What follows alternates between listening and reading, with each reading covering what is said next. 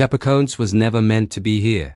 Founded in 1973 in the small city of Chapeco, southern Brazil, the club lived most of its life far from the spotlight, playing in lower divisions, surviving on passion rather than money. For decades they were unknown beyond their region. But football has a way of rewarding belief. Between 2009 and 2014, Chapecoense climbed 4 divisions in just 5 years. From Brazil's 4th tier to the Serie A, it was one of the fastest rises in Brazilian football history. They didn't survive by spending big. They survived by being smart, by trusting young players, overlooked veterans, and a tight-knit squad that played for each other. Then came 2016, the year that changed everything.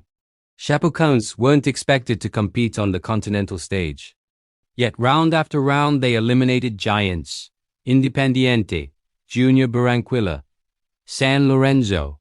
Against the odds, the small green club reached the Copa Sudamericana final, the biggest moment in its history.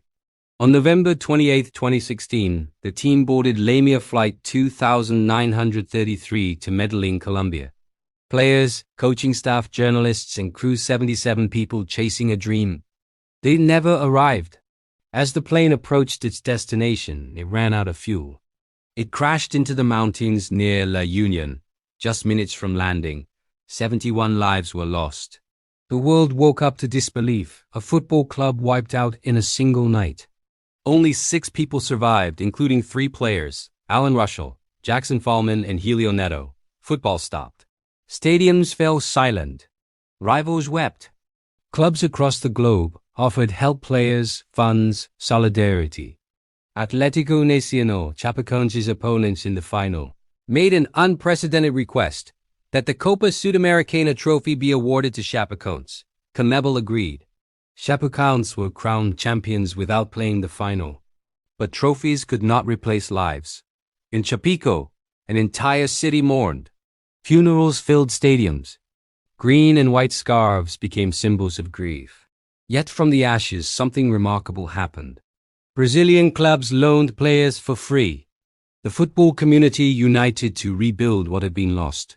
Just months later, Chapecoense returned to the pitch. Different faces, same badge, same spirit. Every match felt heavier than the last. Every goal was a tribute.